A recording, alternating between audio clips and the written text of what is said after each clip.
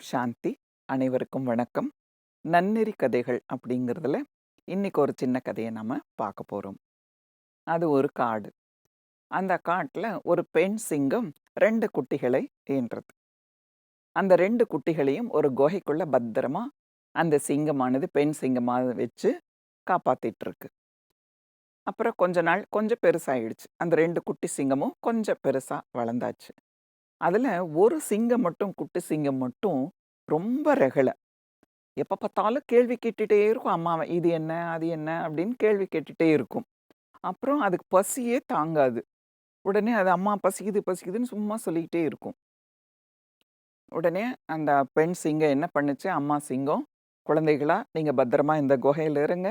உங்களுக்காக நான் போய் சாப்பாட எடுத்துட்டு வரேன். அதுவரைக்கும் நீங்க குகைய விட்டே வெளியில வரக்கூடாது. வெளியில வந்தா ரொம்ப ஆபத்து. அதனால பத்திரமா இருக்கணும். அம்மா சொல் பேச்சு கேட்கணும்." அப்படின்னு சொல்லி அப்படியே பத்திரமா உள்ளுக்குள்ள இருக்க சொல்லிட்டு, இந்த அம்மா சிங்கம் வேட்டைக்கு கிளம்பியாச்சு.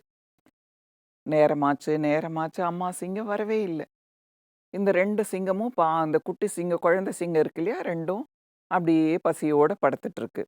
அந்த குறும்பு பண்ற அந்த சிங்கம் என்ன பண்ணுச்சு அப்படின்னா, "டேய் வாடா, நாம வெளியில போய் ஏதாவது இருக்கான்னு பார்த்து நாமளே வேட்டையாடலாமா?" அப்படின்னு சொல்லுது. உடனே அந்த குட்டி இன்னொரு சிங்கம் சொல்லுது, "அம்மா சொல்லியிருக்காங்க, நமக்கு பல்லெல்லாம் முளைக்கல. நம்மளாலலாம் வேட்டையாட முடியாது. நமக்கு ஆபத்து இருக்குன்னு சொல்லியிருக்கு அம்மா. அதனால நம்ம வெளியில போகக்கூடாது. பேசாம இரு." அப்படின்னு சொல்லிட்டு இன்னொரு சிங்கம், இன்னொரு சிங்கத்த குட்டி சிங்கத்த கண்ட்ரோல் பண்ணுச்சு. ஆனாலும் இதுக்கு பசியே தாங்கல. அம்மா வருவாங்களா, வருவாங்களான்னு வெயிட் பண்ணிட்டே இருக்கு. ரொம்ப நேரம் ஆயிடுச்சு. சாயங்காலம் கூட ஆயிடுச்சு. அம்மா வரவே இல்ல. அப்புறம் கொஞ்ச நேரம் கழிச்சு என்னாச்சு, அம்மா வர சத்தம் கேக்குது. கேட்ட உடனேயே அம்மா வருது. அம்மா வந்துட்டா. அம்மா கிட்ட சாப்பாடு இருக்கும். சாப்பிடலாம் அப்படின்னு 2 குட்டியும் ரொம்ப ஆசையா வெளியில ஓடி வருது. வெளியில ஓடி வந்து பார்த்தா, அம்மா வாயில ஒண்ணுமே இல்ல. ஒண்ணுமே இல்ல. உடனே இந்த 2 குட்டிகளுக்கும் உடனே டவுன் ஆயிடுச்சு. "என்னம்மா வாயில ஒண்ணுமே இல்ல. சாப்பாடே இல்லையே. எங்களுக்கு ரொம்ப பசிக்குதே."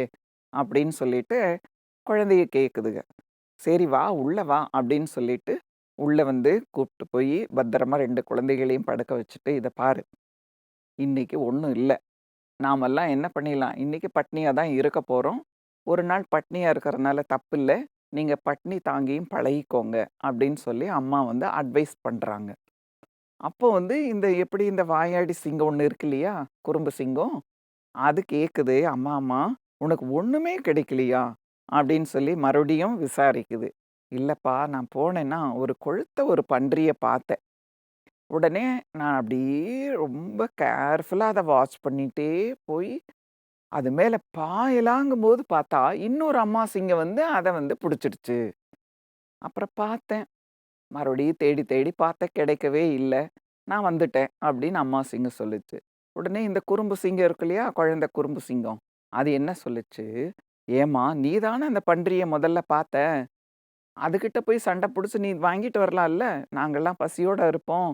அதனால நீ எங்க குழந்தைக்கு வேணும் அப்படின்னு சொல்லிட்டு நான் தான் முதல்ல பார்த்தேன்.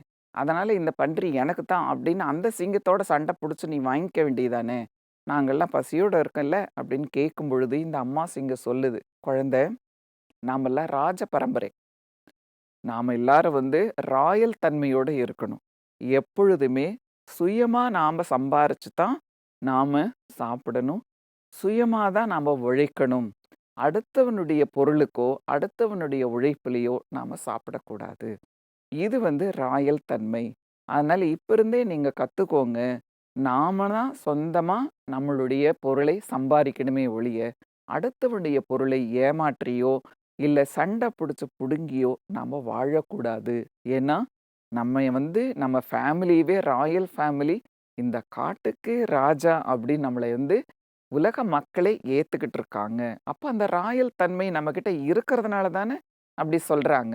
அதனால நாமெல்லாம் ராஜாக்கள், ராயல் ஃபேமிலிஸ். ஆக நம்முடைய குணங்கள் எப்படி இருக்கணும்? அடுத்தவன் பொருளுக்கு ஆசைப்படக்கூடாது. இது நமக்கு உண்மையான ஒரு நேச்சுரலான குணமாக நமக்கு இருக்கணும். அப்படின்னு சொல்லி தன்னுடைய குழந்தைகளுக்கு தன்னுடைய சிங்கம், அம்மா சிங்கம் சொல்லி வளர்த்துற மாதிரி இந்த கதை வந்திருக்கு. ஆக நாம கூட வாழ்க்கையில பார்த்தீங்கன்னா, சில இப்ப நாம நாம நெனைப்போம். நான் இப்படியே ரோட்ல போயிட்டுருக்கேன்னு வச்சுக்கோங்களேன். பக்கத்து வீட்ல அழகா ஒரு ரோஜா பூ வந்து பூத்திருக்கும். நானும் எத்தனையோ ரோஜா செடி வச்சு பார்த்துருப்பேன். அது வாங்கும்போது நெறைய பூ இருக்குங்க. ஆனா, நான் என்னுடைய தோட்டத்துல வச்சதுக்கப்புறம் என்னுடைய வீட்ல எங்கேயாவது ஒரு பக்கம் வச்சுட்டேன்னா, அது வாடி போயிடும். சரியாவே பூக்காது. எனக்கு வந்து அந்த ரோஜா பூ வர்றதே இல்ல. ஆனா, பக்கத்து வீட்ல மட்டும் அவ்வளவு பூக்குது. அத பார்க்கும் பொழுது எனக்கு அப்படியே கோவமா வருது. என் வீட்ல மட்டும் வரமாட்டேங்குதே! இந்த ரோஜாப்பூ என் வீட்ல இருந்தா எப்படி இருக்கும்? அடுத்தவன் வீட்ல மட்டும் பூக்குதே! என் வீட்ல ஏன் பூக்கலேன்னு பார்த்து நாம என்ன பண்ணக்கூடாது? அடுத்தவனுடைய பொருளுக்கு ஆசைப்படக் கூடாது. எனக்கு தெரிஞ்சு ஒரு விஷயம் என்ன அப்படின்னா, இதே போல ஒருத்தர் வீட்ல வந்து என்னாச்சு, அவங்க ரோஜா செடி வச்சிருந்தாங்க. அவங்களுக்கு வரவே இல்ல. ஏன் நான் இத சொல்றேன் அப்படின்னா, இது உண்மை நிகழ்ச்சியில நான் சந்திச்சது. அவங்க என்ன பண்ணாங்க அப்படின்னா, அடுத்த வீட்ல ரோஜா பூ பூக்குது. தம் வீட்ல பூக்கலைங்கிறதுக்காக, நைட்டோட நைட்டா வெந்நீர அவங்க செடியில கொண்டு போய் ஊத்திட்டாங்க. இது வந்து தெரிஞ்சு மத்தவங்க இன்னொருத்தர் பார்த்து தெரிஞ்சு அவங்களுக்குள்ள பயங்கர சண்டையே நடந்தது. அதாவது அந்த அளவுக்கு என்னன்னா, மத்தவங்க பொருள் நம்மகிட்ட இல்லையே அப்படிங்கிறல ஒரு ஆதங்கத்துல என்ன பண்ணிடுறாங்கன்னா, எனக்கு இல்லைன்னா அடுத்தவனுக்கு இருக்கக்கூடாது அப்படிங்கிற மாரி ஒரு எண்ணம் வந்துடுது. ஆனா கண்டிப்பாக நம்ம அந்த ஒரு குணத்திலிருந்து விடுபட்டா தான், நம்முடைய மனதில இருக்கக்கூடிய அமைதி அப்படியே இருக்கும். அந்த சாந்தம், ஒரு மகிழ்ச்சி இது எல்லாம் நாம கொண்டு வர முடியும். ஆக நமக்கு இறைவனால் கொடுக்கப்பட்டதை யாரும் மறுக்க முடியாது. இறைவனால் மறுக்கப்பட்டதை யாருனாலும் கொடுக்க முடியாது அப்படிங்கிற ஒரு வசனமெல்லாம் இருக்கு. ஆக எனக்கு என்ன இருக்கோ, அதை வைத்து நான் திருப்தியுடன் வாழணும். சொந்த உழைப்புல வாழணும் அப்படிங்கிறது தான் இந்த ஒரு கதையில நாம தெரிஞ்சுக்கிட்டது.